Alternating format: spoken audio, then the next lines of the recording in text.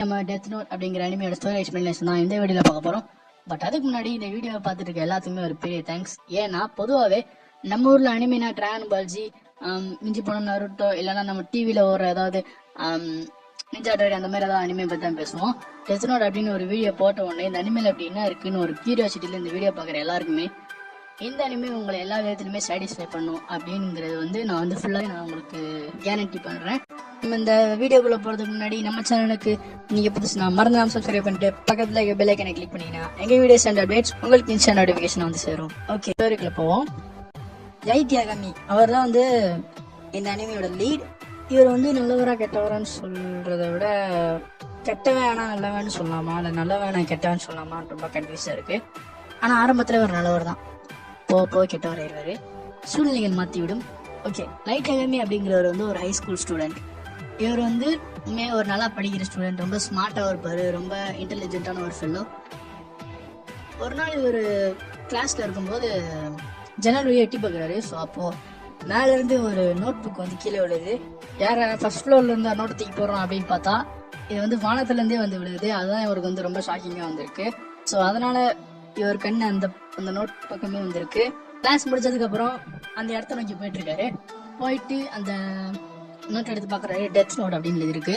அப்புறம் அங்கிட்டையும் இங்கிட்ட திரும்பி பார்த்துட்டு அந்த நோட்டை எடுத்துட்டு அதில் வார்னிங்ஸ்லாம் போட்டிருக்கோம், இன்ஸ்ட்ரக்ஷன்ஸ்லாம் போட்டிருக்கோம்ல, அதெல்லாம் படிக்கிறாரு. இந்த பர்சன்ஸ் நேம் ஹூஸ் ரிட்டன் இந்த டெத் நோட் ஷால் டை அப்படின்னு போட்டிருக்கோம். அதாவது இந்த டெத் நோட்டில் யாரோட பேர் எழுதப்பட்டிருக்குமோ அவங்க இறந்துருவாங்க. ஸோ அதுதான் இந்த டெத் நோட்டோட பேசிக் இன்ஸ்ட்ரக்ஷன். ஸோ இதை பார்த்தோன்னே இவர் அப்படியே இதெல்லாம் நம்புற மாதிரியே அங்கே இருக்குது அப்படின்னு சொல்லிட்டு அந்த நோட்டை அப்படியே வச்சுட்டு போயிடும். ஸோ ஃபஸ்ட்டு போயிட்டு அப்படியே நடந்து போயிட்டுருக்கான். போயிட்டு திரும்ப நமக்கு அந்த கியூரியாசிட்டி இருக்கும்ல, இதில் அப்படி என்னதான் இருக்கும் அப்படின்னு பார்த்துடலாமே அப்படின்னு சொல்லிட்டு அவன் அப்படியே அந்த நோட் எடுத்துட்டு அப்படியே வீட்டுக்கு போகிறான். இந்த டெத் நோட்டை தூக்கி போடுறது யாரு அப்படின்னு பார்த்தீங்கன்னா ரியூக் அப்படிங்கிற ஒரு ஷினிகாமினா வேறு யாரும் இல்லை, அழிக்கும் கடவுள் அப்படின்னு நம்ம ஊர் ஸ்டைலில் சொல்லிக்கலாம். அவர் இங்கிலீஷில் டெத் காட் அப்படின்னு சொல்லுவாங்க. இந்த ஷினிகாமிஸ்லாம் அவங்களுக்குன்னு ஒரு வேர்ல்டு இருக்கும். ஸோ அந்த வேர்ல்டில் இவர் மாதிரியே நிறைய ஷினிகாமிஸ்ல இருப்பாங்க. அவங்களாம் சின்ன பிள்ளைத்தனமா காசு தாய உருண்டை அப்படின்னு விளையாண்டுட்டு இருப்பாங்க. ஸோ ரியூக் அப்படிங்கிற ஒரு ஷினிகாமி மட்டும் தனியாக உட்காந்துருப்பாரு. ஏன்னா அவர் இப்படியே எத்தனால தான் நம்மளும் பொல போட்டுறது அப்படின்னு ரொம்ப போர் அடிச்சு போய் உட்காந்துருப்பாரு. ஸோ அதனாலதான் தான் வச்சிருக்கிற இந்த டெத் நோட்டை அப்படியே தூக்கி எர்த்துல போடுவாரு. ஸோ அப்படி வானத்துலேருந்து போட்ட அந்த டெத் நோட்டை தான் லைட் யாகாமி எடுக்கிறாரு. ஸோ இப்போ லைட் வீட்டுக்கு போயிட்டாரு. வீட்டில் போய் அந்த டெத் நோட்டோட இன்ஸ்ட்ரக்ஷன் பேனல்ஸ்லாம் படிச்சு பார்க்குறாரு. ஸோ அதில் என்ன இன்ஸ்ட்ரக்ஷன் போட்டிருக்கு அப்படின்னு பார்த்தீங்கன்னா, யாரோட நேம் அந்த டெத் நோட்ல இருக்குமோ அவங்க இறந்துருவாங்க. யாரோட பேரை இந்த டெத் நோட்ல எழுதுறாங்களோ அவங்க கண்டிப்பா செத்துருவாங்க. அதுக்கப்புறம் அதே மாதிரி இந்த டெத் நோட்ல யாரோட பேர் எழுதுறோமோ அப்ப அவங்க மனசுல அந்த மைண்ட்ல அவங்களோட ஃபேஸ் ஞாபகம் இருக்கணும். அப்படி இருந்தால் மட்டுமே அந்த டெத் எஃபெக்ட் ஆகும், இல்லைன்னா அந்த டெத் எஃபெக்ட் ஆகாது. அதுக்கப்புறம் யாரோட பேர் நம்ம டெத் நோட்ல எழுதுறோமோ அவங்க எதுக்கு சாகுறாங்க அப்படிங்கிற காஸ் ஆஃப் டெத் அதை 40 செகண்ட்ஸ்க்குள்ள அதை எழுதணும். ஸோ அந்த 40 செகண்ட்ஸ்க்குள்ள எழுதுனாங்கன்னா அவங்க அப்படியே அந்த டைம்ல அப்படியே இறந்துருவாங்க. அதுக்கு அவங்க பேரை மட்டும் போட்டுட்டு காஸ் ஆஃப் டெத் எழுதுனா அவங்க 40 செகண்ட்ல ஒரு ஹார்ட் அட்டாக் இறந்துருவாங்க. அதே மாதிரி காஸ் ஆஃப் டெத் எழுதுனதுக்கு அப்புறமும் அந்த டெத்தோட டீட்டெயில்ஸும் எழுதணும்.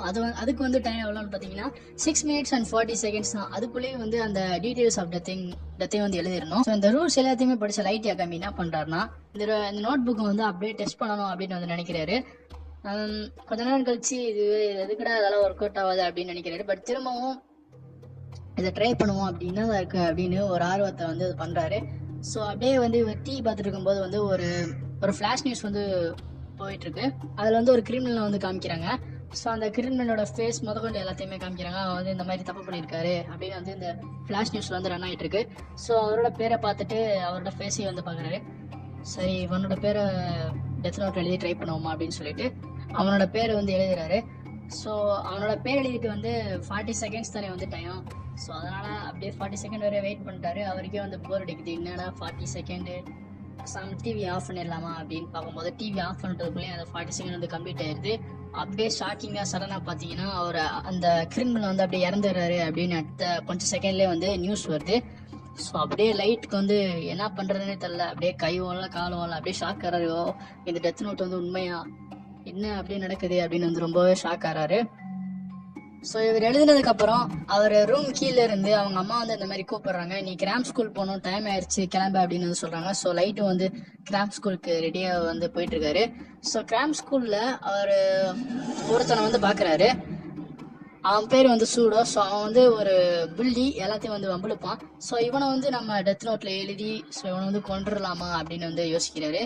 இல்ல வேணாம், எனக்கு தெரிஞ்சவங்களெல்லாம் வந்து நான் கொல்லணும்னு எனக்கு வந்து விருப்பம் இல்லை. ஸோ அப்படின்னு சொல்லிட்டு கிராம் ஸ்கூல் முடிஞ்சு திரும்ப வீட்டுக்கு போயிட்டு இருக்கிறப்போ அவர் ஒரு இன்சிடென்ட்டை வந்து பாக்குறாரு. எப்படின்னு பாத்தீங்கன்னா, ஒரு பைக்கர் கேங்ஸ் எல்லாமே சேர்ந்து ஒரு பொண்ணை வந்து ஹாரஸ் பண்றாங்க. ஸோ அதெல்லாம் பார்த்துட்டு இருக்கும்போது இது சரியான டைம் தான் அப்படின்னு சொல்லிட்டு டெத் நோட்டை வந்து யூஸ் பண்றாரு. ஸோ அந்த பைக்கர் கேங்ஸோட ஒரு மெம்பர் வந்து ஹாரஸ் பண்ணிட்டு இருப்பான். ஸோ அவனோட பேரை வந்து டெத் நோட்ல எழுதிட்டு காசா பேத்து எல்லா லெட்டர்ஸ்க்கு எல்லாத்தையும் எழுதிட்டு அப்படியே பாத்தீங்கன்னா சடனா அவர் வந்து ஒரு ட்ரக் வந்து ஏத்தி அப்படி ஆக்சிடென்ட்ல வந்து அவர் அப்படியே இறந்துடுறாரு. இந்த ஷினிகாமி வேர்ல்ட்ல இருந்து பாத்துட்டு இருந்த ரியூக் என்ன பண்றாருன்னா, சரி நம்ம களத்துல இறங்க வேண்டிய நேரம் வந்தாச்சு அப்படின்னு சொல்லிட்டு அவர் வேர்ல்டுல அப்படியே வந்து இடத்துக்கு வராரு. இப்போ இதெல்லாம் முடிஞ்சிட்டு லைட் அகாமி வந்து வீட்டுக்கு வராரு. வீட்டுக்கு வந்தோடனே அவங்க அம்மா வந்து இந்த மாதிரி உன்னோட ரேங்க் கார்டை கொடு அப்படின்னு வந்து கேட்குறாங்க. இவர் வந்து கொடுக்குறாரு. ஸோ எப்பயும் போல இவர் வந்து ஃபர்ஸ்ட் ரேங்க் வந்து எடுக்கிறாரு. ஸோ அவங்க அம்மா வந்து ரொம்ப பெருமைப்படுறாங்க. ஸோ அதே மாதிரி அப்படியே அவரோட ரூம்குள்ள போறாரு. போனோடனே டெத் நோட் திறந்து பார்த்தா அவன் கிளாஸ்ல இருக்க அட்டனன்ஸ் பேர் கூட அவ்வளோ இருக்காது. நிறைய பேர் எழுதி வச்சிருக்காரு, எக்கச்சக்கமா பேரெல்லாம் எழுதி வச்சிருக்காரு. எழுதி வச்சுட்டு அவரும் வந்து இந்த மாதிரி சொல்லிக்கிறாரு, இந்த உலகத்துல இனிமேல் அநியாயத்தை தடுத்து நிறுத்த போறது நான் தான், இந்த உலகமே வந்து என்னோட கட்டுப்பாட்டுக்குள்ளதான் இருக்கும். ஸோ இவர் சொல்லி முடிச்ச உடனே சடன் அவர் மூஞ்சி முன்னாடி வந்து ரூக் நிக்கிறாரு. ஸோ ரூக்கை பார்த்த உடனே அப்படியே அவர் அப்படியே மிரண்டு போய் பயந்து போய் அப்படியே அங்க போய் விழுந்துடுறாரு. யார் அவன் பூச்சானிமா இருக்கான் அப்படின்னு சொல்லிட்டு அப்படியே ரொம்ப பயப்படுறாரு. பயப்படாத, நான் தான் ஒரு ஷினிகாமி, என்னோட பேர் வந்து ரியூக், நீ சிரிக்கிறத பார்த்தா அந்த டெத் நோட்டோட ரகசியம் என்ன நீ கண்டுபிடிச்சிருப்ப போல இருக்கே அப்படின்னு வந்து ரியூக் வந்து சொல்றாரு. ஸோ இவர் வந்து அப்படியே இன்னும் ஷாக்கிங்காகவே பார்த்துட்டு இருக்காரு. ஸோ ஷாக்கிங்காகவே பார்த்துட்டு லைட்டு வந்து என்ன சொல்றாரு பார்த்தீங்கன்னா, ஓ ஷினிகாமியா, உனக்காக தான் நானும் காத்துட்டு இருந்தேன் அப்படின்னு வந்து அவரும் சொல்றாரு. அப்புறம் ரியூக் வந்து இந்த மாதிரி சொல்றாரு என்னன்னு பாத்தீங்கன்னா, இது வரைக்கும் இந்த டெத் நோட் வந்து நான் நிறைய தடவை ஹியூமன் நோட்ல வந்து போட்டிருக்கேன், ஆனா இது வரைக்கும் யாரும் இவ்வளவு பேர் எழுதினது இல்ல. நீ திறந்து பாரு, ஒரு 5 நாள்ல எத்தனை பேர் எழுதி வச்சிருக்க, எத்தனை பேர்த்த கொண்டிருக்க அப்படின்னு வந்து ரியூக் வந்து சொல்றாரு. அதே மாதிரி லைட்டு வந்து இந்த உலகத்தை வந்து நான் கிளீன் பண்ணணும், ரொம்பவே நிறைய ஆபத்துகளும் அக்கிரமங்களும் நடக்குது, ஸோ அதுக்காக தான் நான் இப்படி பண்ணிட்டு இருக்கேன் அப்படின்னு வந்து ரியூக் லைட் வந்து சொல்லுவாரு. நான் உனக்காக ஆல்ரெடி ப்ரிப்பேர்டாவே இருக்கேன், இந்த டெத் நோட் வந்து ஒரு ஷினிகாமியோடதுன்னு எனக்கு முன்னாடியே தெரியும். ஸோ அப்படி தெரிஞ்சுதான் நான் இந்த டெத் நோட்டை வந்து யூஸ் பண்ணேன். ஸோ இப்போ நீ என்னை கொல்ல தானே போற ரியூக் அப்படின்னு வந்து லைட் வந்து கேட்பாரு. அதுக்கு ரியூக் வந்து என்ன சொல்லுவாருன்னா, இல்ல நான் உன்னை கொல்ல போறதெல்லாம் இல்லை அப்படின்னு வந்து சொல்லுவாரு. அதே மாதிரி இந்த டெத் நோட் வந்து உன்னோடதுதான், இந்த உலகத்துல எத்தனை ஹியூமன்ஸ் இருந்தோ இதை நீ தான் முத யூஸ் பண்ண, ஸோ அதனால இந்த டெத் நோட் வந்து முழுக்க உன்னுடையதான் அப்படின்னு அந்த ரியூக் வந்து சொல்றாரு. ஆனா நீ இந்த டெத் நோட்டை வந்து வேற யாருக்காவது பயந்துட்டு போய் இன்னொருத்தனை கொடுத்துட்டேன்னா உன்னோட மெமரிஸ் எல்லாத்தையுமே நான் வந்து எரேஸ் பண்ணிடுவேன் அப்படின்னு வந்து ரியூக் சொல்றாரு. அதுக்கு வந்து லைட் வந்து என்ன கேட்பாருன்னா, அப்போ நான் இதனை பேர்த்த நான் கொள்றேனே, அப்போ வந்து கடைசியா நான் வந்து தண்டிக்கப்படுவேனா அப்படின்னு வந்து கேட்பாரு. தண்டிக்கப்படுவேன்லாம் கிடையாது, இது வரைக்கும் இந்த நோட் புக்கை யூஸ் பண்ணவங்களோட வலியையும் பயத்தையும் வந்து நீ கூடி சீக்கிரம் வந்து புரிஞ்சுக்குவ. நீ சாகிறதுக்குரிய நேரம் வரும்போது அது வந்து என்னோட கைக்கு தான் வந்து சேரும். நான் தான் வந்து உன்னோட பேரை வந்து டெத் நோட்ல வந்து என்னோட டெத் நோட்ல வந்து எழுதுவேன் அப்படின்னு தான் சொல்லுவாரு. ஏன்னா ரியூக்ல வந்து இன்னொரு டெத் நோட்டும் வந்து இருக்கும். ஸோ அதை கேட்டோன்னே லைட் அப்படியே அரண்டு போயிடுவாரு. கடைசியா இந்த டெத் நோட்டை யூஸ் பண்ணவங்க சொர்க்கத்துக்கும் போக மாட்டாங்க, நரகத்துக்கும் போக மாட்டாங்க அப்படின்னு வந்து ரியூக் வந்து சொல்லுவாரு. சோ இதெல்லாத்தையுமே நீ வந்து சாகிறதுக்கு முன்னாடியே யோசிச்சு வச்சுக்க அப்படின்னு வந்து ரியூக் சொல்லுவாரு. சோ இவங்க பேசிட்டு இருக்கும்போது லைட்டோட அம்மா வந்து கதவை தட்டுறாங்க. சோ இவரும் வந்து டோரை திறந்த உடனே அவங்க அம்மா வந்து அவனுக்காக ஆப்பிள்ஸ் வந்து கொடுக்குறாங்க. ஸோ அந்த ஆப்பிள்ஸ் வாங்கிட்டு இவர் வந்து டோரை வந்து க்ளோஸ் பண்றாரு. ஸோ க்ளோஸ் பண்ணதுக்கு அப்புறம் இவர் வந்து இந்த மாதிரி சொல்றாரு, இந்த டெத் நோட் வந்து யார்கிட்ட இருக்கோ அவங்க மட்டும்தான் நான் சொல்றத கேட்கவோ இல்ல என்னை வந்து பார்க்கவோ முடியும், மத்த யாருக்குமே வந்து நான் தெரிய மாட்டேன், நான் சொல்றதும் வந்து கேட்காது அப்படின்னு வந்து சொல்லுவாரு.